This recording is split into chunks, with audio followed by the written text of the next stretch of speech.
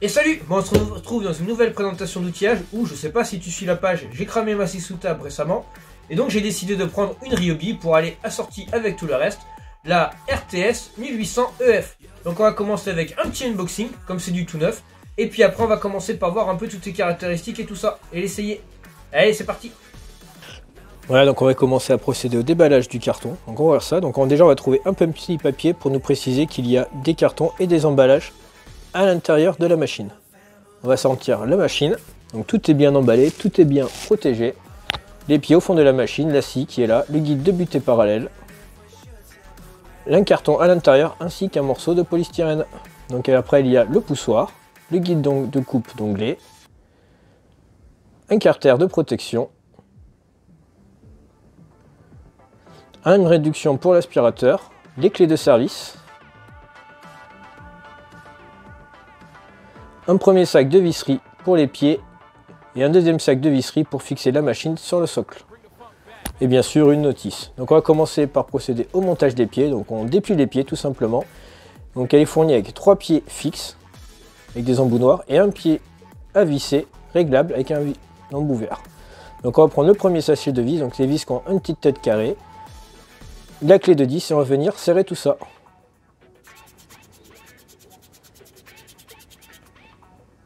Voilà, on peut ensuite mettre la machine dessus,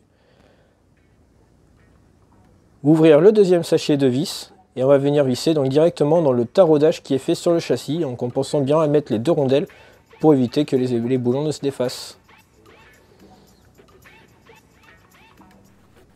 Ensuite on va déplier la rallonge, le câble d'alimentation, le fixer avec le petit scratch. On va venir ouvrir et mettre l'inciseur. Voilà, le petit capot de protection.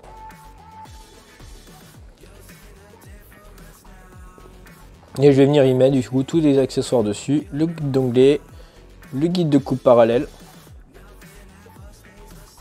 la réduction pour l'aspirateur, le poussoir. Il y a même un petit endroit pour ranger les deux clés de service. Allez, on range ça et puis c'est parti. Tu l'as peut-être pas remarqué, mais tout le unboxing de cette vidéo remonte à il y a plus d'1 an, en novembre 2020. Là, on est en janvier 2022. D'ailleurs, bonne année à toi. Et donc maintenant, j'ai décidé de te présenter la machine. Ça fait plus d'1 an que je m'en sers, donc je voudrais vraiment pouvoir te faire un vrai retour dessus. Mais d'abord, on va faire un petit retour sur les caractéristiques techniques de cette machine. C'est la scie sous table de chez Ryobi, la RTS 1800. Donc après, tu remarqueras qu'il y a souvent plusieurs lettres à la fin de ce modèle. Par exemple, moi j'ai la RTS 1800 EF-G. Donc en fait, ces lettres sont juste les différentes désignations de la machine. Parce que cette machine est fournie sous plusieurs options. Moi j'ai le modèle avec le plateau qui se rallonge, les pieds et les roulettes. Donc en fait, il y a un modèle de base de scie sous table, donc le modèle base, le RTS 1800. Je te mettrai en dessous chaque modèle à quoi il correspond avec les significations. Tu as également le modèle où tu as juste la scie sous table avec la rallonge de table, la table extensible. Tu peux avoir également le modèle avec les petits pieds, donc des pieds standards avec sans roulettes. Et tu as également le modèle comme celui-ci avec les roulettes. Donc tu vois, c'est un modèle, du coup, j'ai opté pour le modèle le plus complet, entre guillemets, avec les pieds et les roulettes pour pouvoir le transporter, le bouger dans mon atelier, également le coucher comme tu as pu voir au début de la vidéo pour le mettre dans un coin de l'atelier et avoir moins d'encombrement. Alors c'est le modèle RTS 1800 car le moteur de cette scie sous table est d'une puissance de 1800 watts. Ce moteur a un démarrage progressif allant jusqu'à une vitesse de 4500 tours minute et également équipé d'un système de protection de surchauffe. Et en cas de réactivation, tu lèves le petit clapet rouge et tu viens appuyer sur le bouton ici pour réenclencher la protection du moteur. La surface de cette table repliée fait 71 cm de long sur 56 cm de large. Les lames qui se montent sur cette machine sont des lames de 254 mm, un alésage de 30 mm Et celle fournie par Ryobi avec cette machine est équipée de 48 dents qui te permettront de couper jusqu'à 80 mm d'épaisseur à 90 degrés et 55 mm en le mettant à biais de 45 degrés. Tous les accessoires qui sont fournis avec, comme les clés de service, le guide de butée parallèle et le guide de coupe d'onglet, tu les as vus dans le détail de cette vidéo. Tu les verras par la suite dans les essais. On va tous un peu les essayer pour voir ce que ça donne. Le poids complet de ce kit là est quand même de 26 kg, un peu plus, 26,8 kg je crois. Donc pour le transport, pour moi, pour le bouger juste dans l'atelier, le replier et avoir un gain de place, c'est pour ça que j'ai pris ce modèle là. Donc petit détail sur la machine maintenant. Donc tu vois qu'il y a un capot de protection qui va se lever donc des deux côtés pour pouvoir te permettre de passer tes planches dessous. Donc très simple à en le mettre et enlever. Tu lèves, voilà, ça sort. Pour le mettre, c'est la même chose à l'envers. Tu le reclipses dedans. Tu le baisses et il est pris, il ne bouge plus. Cette machine est équipée d'un couteau déviseur qui va empêcher de bloquer les planches de se bloquer à l'intérieur de leur passage. Tu peux la rentrer et la sortir à ta guise grâce à la petite molette qui est juste au fond. Donc, tu vois, tu la lèves. Une fois qu'elle est levée, ta lame, tu peux ajuster le couteau diviseur à ta guise. Donc moi, je laisse à fond en général. Et après, tu reviens re-appuyer sur la lame. Voilà. Et elle est fixe. Et ensuite, tu remets le capot. Donc, tu vois, le capot se démonte sans outil. Pour l'ouvrir, tu as juste appuyé sur le petit bouton et la lever. Donc comme tu peux voir sur l'avant de la machine, on a une règle graduée donc en millimètres, ce qui est bien marqué au milieu. Donc 0, 20, 40, 60, ainsi de suite de part et d'autre de la lame. Et sur le guide de butée parallèle, tu as une petite fenêtre avec un trait rouge. Pour la mettre en place, tu vois, c'est très simple. Tu viens mettre d'abord le bout au fond, tu redescends et tu viens baisser le levier à la dimension souhaitée. Donc tu peux également le faire coulisser jusqu'à la bonne longueur. Système qui est très bien. On verra dans les essais sa vraie précision. Mais seul inconvénient que moi je trouve, c'est que lorsque tu veux régler ta fenêtre, en fait le fait que ça soit que tous les 2 cm fait que quand tu te retrouves entre deux fenêtres, tu ne vois pas vraiment les millimètres, tu ne sais plus vraiment où t'en es. Sous la table ici, bien sûr, tu vas trouver le bouton de marche, donc là la machine n'est pas branchée, hein, et un gros bouton rouge qui est juste dessous, avec un gros système, ce qui est pratique car en cas d'urgence, tu auras juste à appuyer dessus, ça va vraiment venir couper ta machine. Donc sous le dessous de la machine, tu vas avoir un premier levier, une première manette, donc celle-ci qui tourne, qui va te servir à lever ou baisser la profondeur de ta lame. Et ensuite, en déverrouillant la molette du haut et en tournant celle-là, tu vas pouvoir venir jouer sur l'inclinaison, que tu pourras voir s'afficher juste ici. Voilà, donc on va contrôler quand même, voir si tout est bon. Donc tu vois, ça force pas du tout, ça tourne très bien. Après, on va contrôler la précision. Donc pareil, hein, on se retrouve avec le même problème qu'on avait eu sur la scie à onglet. Le trait rouge sur le front gris. Voilà, il n'y a que vraiment quand on est sur le blanc qu'on voit la différence d'aiguille, sinon on la perçoit pas trop. Donc Ryobi c'est pareil, même comme la scie à onglet, faites-nous des petits traits verts. Donc comme tu peux voir, tu pourras choisir l'inclinaison de 0 à 45 degrés. Donc là on va faire un premier essai, donc j'ai pas d'inclinomètre. Donc j'ai mis la règle ici à 0. Et ici on voit que on est franchement pas mal. Ouais, fais pas trop gaffe, j'ai pas fait le balai par terre. Tu peux voir qu'en fait pour que la machine soit toujours stable en fonction de là où tu iras, pour pouvoir la caler le mieux possible, il y a un pied sur les 4 qui est réglable. Donc un système à vis, plus qu'à le visser comme tu veux pour l'ajuster jusqu'à ce que ta machine soit parfaitement stable. Sur le côté, tu as un petit levier qui va venir te permettre de débloquer les pieds pour les replier. Sous le plateau, de chaque côté de la machine, tu vas retrouver une petite vis papillon en plastique. Donc tu desserres ces vis là. Et en fait, donc là, je suis sur la version avec le plateau extensible.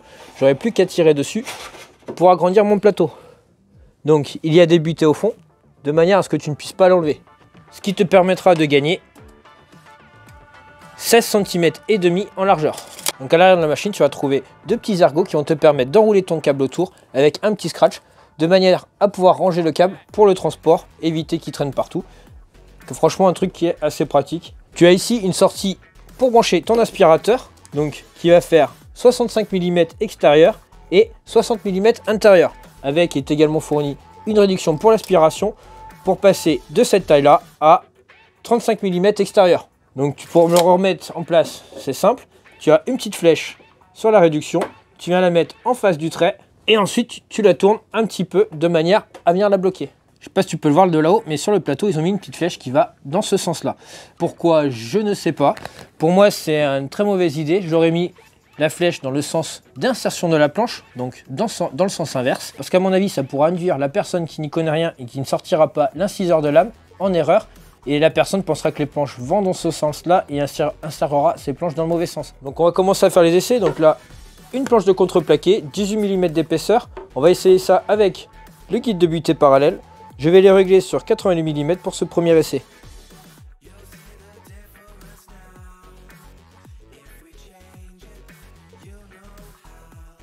Et par rapport à l'éclairage, on est vraiment pas mal. Quasiment 81 mm. Donc il y a un petit millimètre d'écart, mais ça c'est par rapport à mon avis à la petite réglette qui est sur le côté, qui est, comme je te disais, un peu compliqué à lire. Je me suis même aperçu qu'en fait la petite fenêtre, on pouvait la régler avec la petite vis qui est juste là. Donc la orienter un peu plus à gauche ou à droite pour augmenter la précision. Maintenant on va faire des essais avec le guide de coupe d'onglet. Et tu peux l'avoir jusqu'à 45 dans un sens et 45 dans l'autre. Donc tu as des graduations tous les 15 degrés. Donc si tu veux, le guide de coupe d'onglet a un profilé en T que tu vas pouvoir venir mettre dans ses fentes. Donc il y en a une de chaque côté. Tu n'as plus qu'à les mettre dedans. Et voilà. Donc tu vois, ça bouge un tout petit peu. Pas spécialement, mais un petit peu. Et après, tu n'as plus qu'à les faire coulisser comme ceci pour faire tes coupes.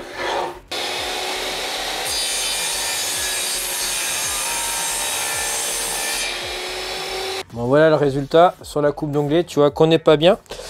Alors, ceci peut se régler juste ici, là, avec la petite vis. Donc on va venir ajuster ça, essayer de le recentrer un peu, parce que tu peux voir là que sur le mien, il est quand même complètement de travers.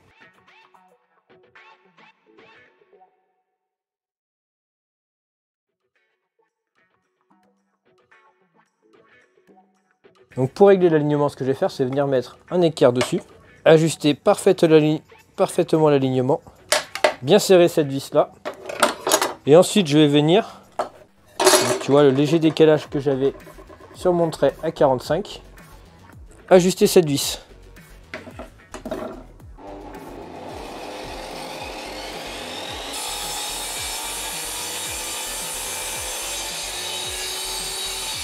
Et là, comme tu peux voir, c'est nickel.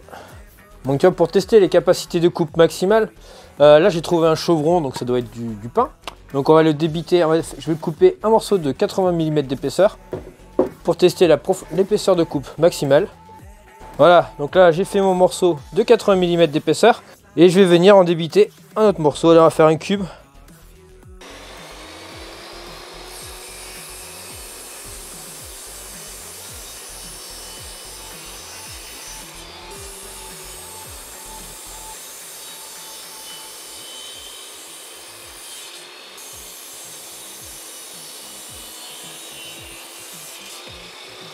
Tu vois, en tout cas l'éclairage il est nickel. Je vais réaliser un test sur un panneau d'aggloméré de à peu près 16 mm d'épaisseur pour voir la qualité de la coupe. Parce que c'est quelque chose que, à mon avis, tu feras forcément. Donc c'est une vieille chute de mélaminé que j'avais qui traînait dans l'atelier. Tu vois, qualité de la coupe sur le dessus, nickel. Bon, sur le dessous, on a quand même quelques petits éclats, mais pas méchants. Après, faut pas oublier que ma lame a plus d'1 an. Donc maintenant, je vais faire un essai avec une coupe biaise à 45 degrés. Donc j'incline ma lame à 45 degrés. J'ai pris une tablette de pain.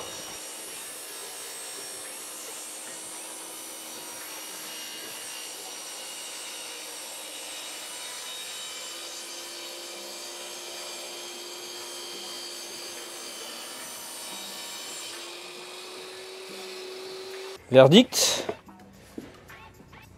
Donc le réglage d'usine, parfait, nickel.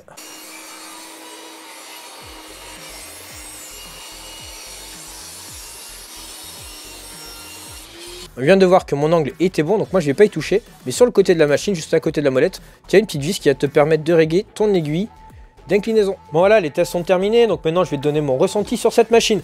Donc au bout d'1 an d'utilisation, moi je n'ai jamais rencontré de problème avec. Ce qui me plaît dans cette machine, donc c'est la facilité d'utilisation, la facilité de montage. Comme tu as pu voir, moi le guide de coupe d'onglet, je m'en suis jamais trop servi, mais les réglages dessus sont faciles.